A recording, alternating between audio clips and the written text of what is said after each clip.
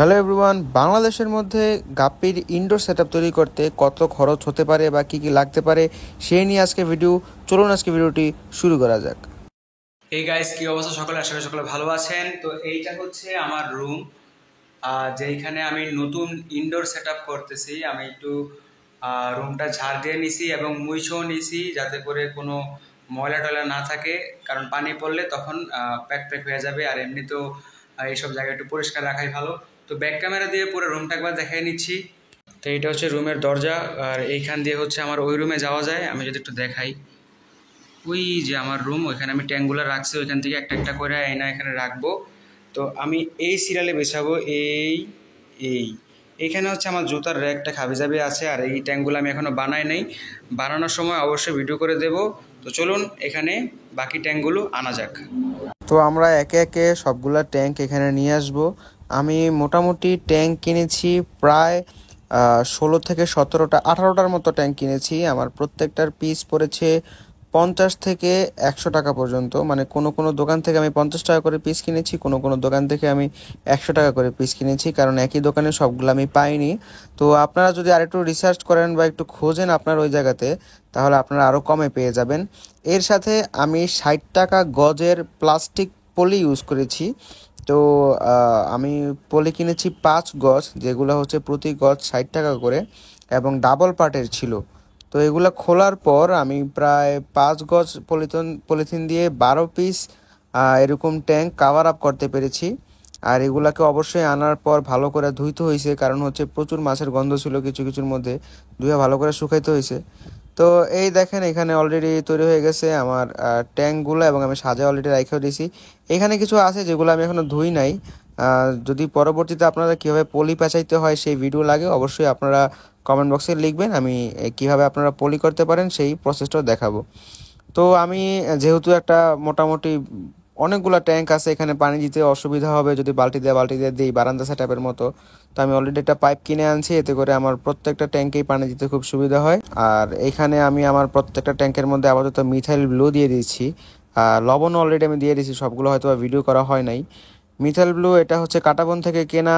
যদিও এই এই নতুন সেটআপ পারপাসে আমার অনেক কিছু কিনতে হবে। আমি রক সল্ট কিনবো, তারপর হচ্ছে গুঁড়া মিথাইল ব্লু যেটা অরিজিনাল ওইটা কিনবো, এবং অনেক কিছু জানা শুনে কিনতে হবে আর কি। সো হ্যালো এভরিওয়ান, কি অবস্থা সকলের? এখন আছি আমি আমার গাপ্পি নতুন সেটআপে। তো আমি কিছু জিনিসপত্র কিনেছি, যেমন এখানে দেখতে পাচ্ছেন কিছু পাইপ। যদিও আমি এগুলো খুলে দেখাবো যে আসলে কেন কেনা হয়েছে, কি কাজ। আর এইখানে আছে কিছু লম্বা লম্বা শক্ত লম্বা পাইপ। মূলত এইটা এখানে আছে 10 ফিটের লম্বা পাইপ। এই পাইপগুলো আমরা এনেছি হচ্ছে এইখানে আমরা ব্রিজ সিস্টেম করব, যাতে করে আমরা এয়ার পাম্পের লাইন অথবা হচ্ছে ফিল্টারেশনের লাইন টানতে পারি এবং লাইট লাগাতে পারি ক্লোজে।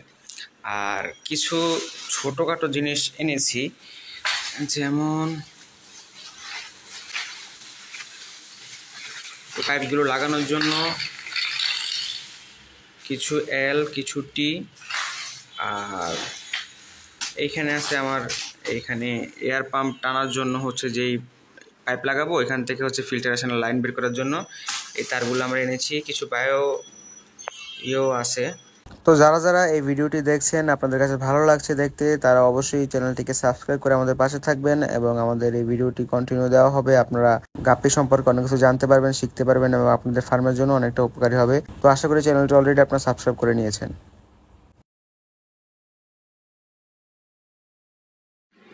তো এই পাইপগুলো কানেক্ট করার জন্য আমি এনেছি কিছু এল টি আর কি, মূলত এগুলা।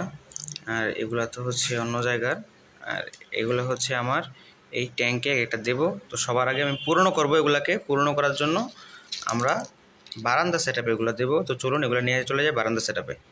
তো চলে এলাম আমরা আমাদের বারান্দা সেটআপে। এখানে দেখতে পাচ্ছেন আমাদের আগে থেকে 8টা ট্যাঙ্ক। যারা অনেক আগে থেকে আমার চ্যানেলগুলো ফলো করেন, আমি বাসা চেঞ্জ করেছি, ওইখান থেকে নতুন বাসায় মুভ করার সময় এই ট্যাঙ্কগুলোকে আমি নিয়ে এসেছি সাথে করে, এবং এগুলোর মধ্যে বর্তমানে আমার ফিশগুলো আছে। তো এখান থেকে শিখে আমি নতুন ইনডোর সেট আপ দিচ্ছি।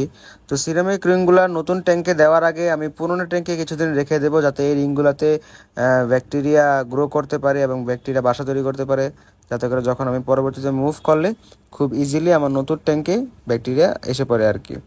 তো এটাকে আমি আমার ইলেকট্রিক ব্লু ফিমেলে দিয়ে দিলাম এবং সকাল সকাল হয়েছে, এদের খাবার টাইমও হয়ে গেছে।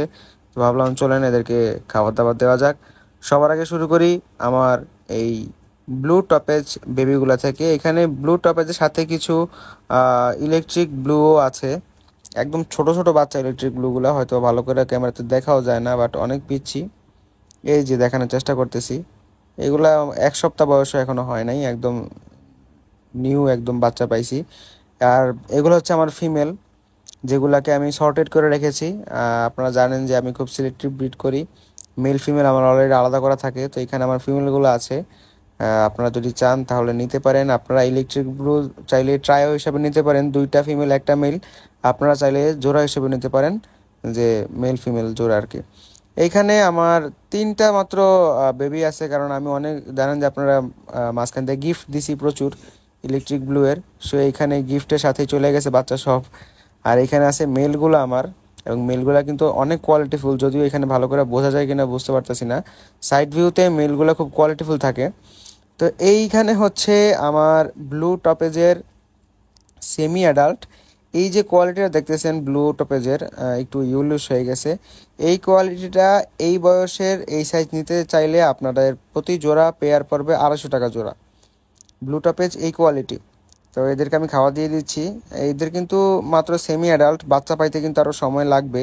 সো আপনারা দেখেন, যদি কোয়ালিটি পছন্দ হয় তাহলে 250 টাকা জোড়া হিসেবে আপনারা ব্লু টপে যেগুলো নিতে পারবেন সেমি অ্যাডাল্ট। তো যাই হোক, মাছগুলো কিন্তু আমার কাছে দেখতে ভালোই লাগে। আমি অনেকগুলো খাবার দিলাম এগুলোকে, যাতে করে বেশি বেশি খায়, তাড়াতাড়ি করে বড় হয় আর কি, যদিও বেশি খাবার দেওয়া ঠিক না। এইখানে আছে আমার রেড টেল প্লাটিনাম ডাম্বোয়ার, খুব সুন্দর একটা পেয়ার আছে। এই পেয়ারটাকে আমি ব্রিডে দিয়েছি। আশা করি খুব রিসেন্টলি এখান থেকে আমি অনেকগুলা বাচ্চা পাবো, কারণ ফিমেলটা খুব জাম্বো সাইজ ফিমেল। তো এটাকেও আমার খাবার দিয়ে দিলাম, যদিও একটু লাইভ ফুড খাওয়ানো দরকার, ইদানিং লাইভ ফুড খাওয়ানো আমার কম হচ্ছে। নতুন সেট আপ নিয়ে আমি একটু ব্যস্ত, যার কারণে ইয়ে করা হয় না।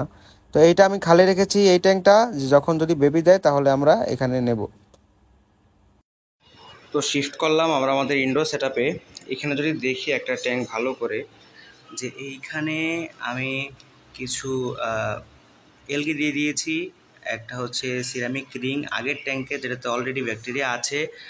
আর দেখতে পাচ্ছেন কিছু খাবার, মাছের খাবার দিয়ে দিয়েছি, যাতে এগুলা পচে একটা নিজেদের মধ্যে একটা সাইকেল ক্রিয়েট করে। এবং যেখানে যেখানে আমার যে বেশি ছিল না, রিং বেশি ছিল না, যে কটা ছিল দিছি, সবগুলোতে দিতে পারি না এই রিং, সবগুলোতে অ্যালগি দিয়ে দিছি কিছুটা।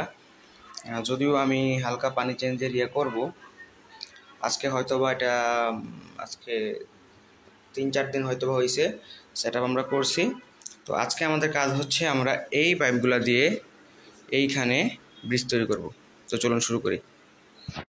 তো আমি যখন এই সেট আপটা তৈরি করছি, আমার প্রোডাকশনের পাশাপাশি আরেকটা জিনিস মাথায় রাখতে হয়, সেটা হচ্ছে কন্টেন্ট ক্রিয়েশন। যেহেতু আমি আমার এই সবগুলো প্রসেস কন্টেন্ট আকারে ভিডিও আপলোড করে ইউটিউবে দেই, তো সেই ক্ষেত্রে আমাকে খরচের দিকটার পাশাপাশি একটু অর্গানাইজড জিনিসটাও রাখতে হবে। কারণ প্রথম কথা হচ্ছে সুন্দর, তো অবশ্যই টাকা খরচ করলে সুন্দর হয়, এটা তো স্বাভাবিক।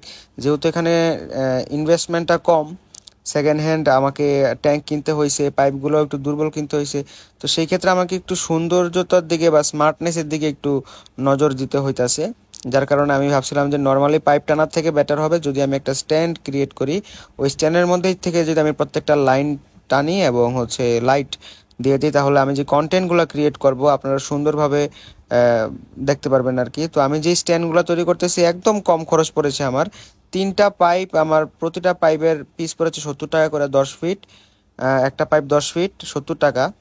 আর এই অ্যাঙ্গেলগুলো আপনারা 8 টাকা 10 টাকা করে পেয়ে যাবেন, 15 টাকা করে পেয়ে যাবেন, যার যার এরিয়া অনুযায়ী দাম। তো আমি 3টা স্ট্যান্ড তৈরি করে নিছি, যে 3 কোণায় 3টা বসাবো এবং এইখান থেকে আমি আবার ব্রিজের মতো করে লম্বা করে ওঠাবো। তো আপনারা দেখতে থাকুন কিভাবে আমি দেই। সবগুলা মাপ মতো কাটার পর আমি এখানে ফিটিং শুরু করে দিলাম, দেখেন কিভাবে ফিট করতেছি এবং কিভাবে বসাচ্ছি। আহ, এই 2 সাইডে 2টা স্ট্যান্ড বসাবো এবং মাঝখানে এদের এল এর সাহায্যে 2টাকে অ্যাডজাস্ট করে দেব। এটাই হচ্ছে আমার উদ্দেশ্য আর কি। তো দেখতে থাকুন কিভাবে করি এইসব জিনিসগুলো। আসলে দেখতে যতটা না মজা, করতে আসলে তত আরো বেশি মজা। আপনার যদি আগ্রহ থাকে এগুলা করার, আর টুকটাক যদি স্কিল থাকে, এগুলা করতে কিন্তু খুব ভালো লাগে। এগুলা মানে করতে করতে মন ভালো হয়ে যায় আর কি। টুকটাক নিজের ফার্মে কাজ করা যেটাকে বলে। যদিও ঢাকা শহর তেমন বড় স্পেস পাওয়া যায় না বা পাইতে কঠিন, তো সেই ক্ষেত্রে ইনডোর একটা রুমের মধ্যে এগুলা করা, এগুলো একটা মজার বিষয়। যদিও সময়টা একটু টাফ হয়ে যায়, অন্যান্য কাজের পাশাপাশি এটাকে রাখতে হয়, এটা তার মেইন না।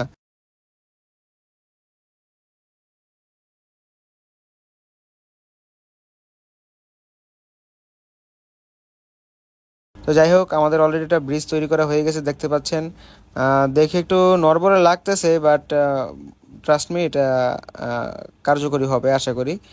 ততটা দুর্বলও হয় নাই, আবার প্রচুর শক্ত হয় নাই। তো যাই হোক, আহ, আমার ব্রিজ অলরেডি তৈরি করা হয়ে গেছে, আপনাদেরকে ক্লোজলি দেখাই। তো আপাতত আমরা আমাদের সেট আপ শেষ করলাম। দেখতে পাচ্ছেন এইখানে একটা স্ট্যান্ড আছে, যদিও ততটা শক্তপোক্ত হয় নাই, বাট এখানে তো আমরা ওটা পারাপারি করবো না, খারাপ না। এখান থেকে একটা তার ঝুলবে আর একটা লাইট আর কি, দুইটা লাইট, খারাপ না, ঠিক আছে, চলে। এইখান থেকে ট্যাঙ্কগুলারে পরিষ্কার করে, এই ট্যাঙ্কগুলারে পরিষ্কার করে এরকম সুন্দর সেট আপ করতে হবে। আপাতত দরকার না, রেখে দিছি। পানিগুলো আর কিছুদিন প্রসেস হোক, তারপর আমরা কাটাবন যাব, কাটাবন গিয়ে কিছু খাবার দাবার কিনে আনবো। এই পুরাটাই হচ্ছে একটা সিরিজের মতো হবে, যে পুরা সেট আপটা ফার্স্ট থেকে লাস্ট সিরিজ। এইটা হচ্ছে এই সিরিজের প্রথম ভিডিও। দ্বিতীয় ভিডিও দেখবেন যে আমরা কিভাবে এই ওয়াটার পাম্পের লাইন দেই সবগুলা ট্যাঙ্কের মধ্যে, যে কটা ট্যাঙ্ক আছে। আর তৃতীয় ভিডিওতে আমরা গিয়ে মাছের খাবার টাবার হাবি যাবে অনেক কিছু কালেক্ট করবো। তো পুরোটা সিরিজ ইন্টারেস্টিং হবে।